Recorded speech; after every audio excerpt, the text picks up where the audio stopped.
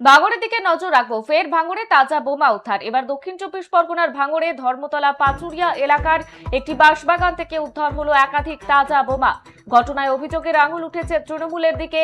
বিজেপির এই অভিযোগের প্রেক্ষিতে তৃণমূল কংগ্রেসের পক্ষ থেকে এখনো পর্যন্ত কোনো আনুষ্ঠানিক প্রতিক্রিয়া পাওয়া যায়নি। এই ঘটনাকে কেন্দ্র করে এলাকায় তীব্র আতঙ্ক এবং চাঞ্চল্য ছড়িয়েছে। স্থানীয় সূত্রে খবর পাওয়া যাচ্ছে, শনিবার ধর্মতলা পাচুরিয়া এলাকার একটি নির্জন বাঁশবাগানের মধ্যে বেশ কিছু সন্দেহভাজন বস্তু পড়ে থাকতে দেখেন স্থানীয় বাসিন্দারা। কাছে গিয়ে তারা বুঝতে পারেন এগুলি তাজা বোমা। মুহূর্তের মধ্যেই খবরটি ছড়িয়ে পড়ে এবং আতঙ্কিত গ্রামবাসীরা পোলেরহাট থানায় খবর দেন। খবর পাওয়া মাত্রই পোলেরহাট থানার বিশাল পুলিশ বাহিনী ঘটনাস্থলে পৌঁছায়। এলাকাটি ঘিরে ফেলে পুলিশের কর্মীরা। বোমাগুলি উদ্ধার করে নিয়ে যান তারা। পরে বম স্কোয়াডকে খবর দেওয়া হয়েছে যাতে বোমাগুলি নিরাপদ স্থানে নিয়ে গিয়ে নিষ্ক্রিয় করা হয়। বোমা উদ্ধারের ঘটনা প্রকাশ্যে আসতেই শুরু হয়েছে রাজনৈতিক কাদা ছোড়াছুড়ি। স্থানীয় বিজেপি নেতৃত্বের সরাসরি অভিযোগ, এলাকায় পরিকল্পিতভাবে সন্ত্রাস তৈরির লক্ষ্যেই এই বোমাগুলি মজুত করা হয়েছে। বিজেপির তরফে দাবি করা হচ্ছে, নির্বাচন পরবর্তী সময়ে এবং নতুন সরকার গঠনের প্রাক্কালে বিজেপি কর্মীদের ভয় দেখাতে তৃণমূল এই ষড়যন্ত্র করছে। বিজেপির এই অভিযোগের প্রেক্ষিতে তৃণমূল কংগ্রেসের পক্ষ থেকে এখনো পর্যন্ত কোনো রকম আনুষ্ঠানিক প্রতিক্রিয়া পাওয়া যায়নি।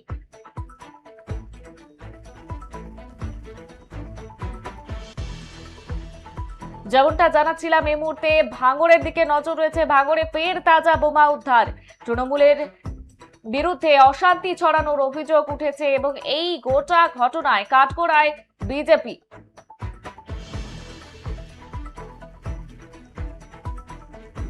ফের ভাঙড়ে তাজা বোমা উদ্ধার। যেমনটা জানাচ্ছিলাম, এবার দক্ষিণ চব্বিশ পরগনার ভাঙড়ের ধর্মতলা পাচুরিয়া এলাকার একটি বাঁশবাগান থেকে উদ্ধার হলো একাধিক তাজা বোমা। ঘটনায় অভিযোগের আঙুল উঠেছে তৃণমূলের দিকে। বিজেপির এই অভিযোগের প্রেক্ষিতে তৃণমূল কংগ্রেসের পক্ষ থেকে এখনো পর্যন্ত কোনো রকম আনুষ্ঠানিক প্রতিক্রিয়া পাওয়া যায়নি। এ বিষয়ে বিস্তারিত জানবো।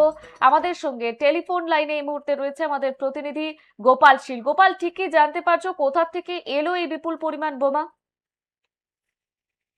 দেখো, তোমাকে বলে রাখি, গতকালই ভাঙড় ধর্মতলা পাচুরিয়া বাঁশবাগান থেকে বেশ কিছু তাজা বোমা উদ্ধার হয়। এই বোমা কোথা থেকে রেখেছে, কে রেখেছে সে বিষয়ে কিছু পরিষ্কার নয়। তবে স্থানীয় প্রত্যক্ষদর্শীরা যখন বাঁশবাগানের পাশ দিয়ে পোলেরহাট যাচ্ছিল, তারা তখন বোমা ব্যক্তিকে পোলেরহাট থানায় খবর দেয়। পুলিশ সেখানে আছে, কেন্দ্র বাহিনী আছে, যেমন রুটিন বিগত দিনে এসেছে, এবারেও তা করতে দেরি হয়নি, তারা সেখানে আছে।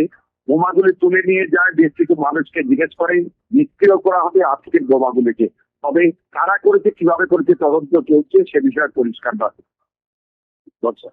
বেশ, ধন্যবাদ গোপাল।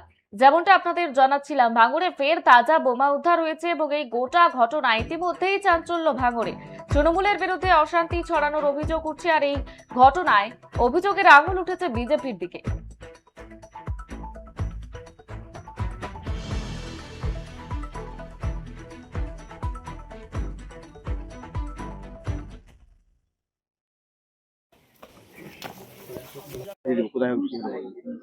আজকের ধর্মতলা পাচুরিয়ায় 34 নম্বর বুথ, যে বুথে আমি বাসিন্দা, সেই বুথে তৃণমূল নেতা বাবুসোনা নস্করের একদম ঢিল ছোড়া দূরত্বে বাড়ির কাছ থেকে বোমা উদ্ধার হয়েছে 25 পিস তাজা বোমা। এগুলো বাবুসোনার ভাই বাপন, ওর সব সাঙ্গপাঙ্গ যারা আছে তারাই রেখেছে। অবশ্যই এর পিছনে অন্য কোনো, এরা ঝামেলা করে করে এদের তো অভ্যাস হয়ে দাঁড়িয়ে গেছে। এরা সেই ঝামেলাটা আবার সন্ত্রাস তৈরি করতে চাইছে, কিন্তু সেই সন্ত্রাসটা তো আমরা করতে দেবো না। না না, বিজেপিরা কেউ বোমা কোনোদিন ভাঙড়ে তোমরা শুনেছো যে বিজেপিরা বোমা বাঁধে?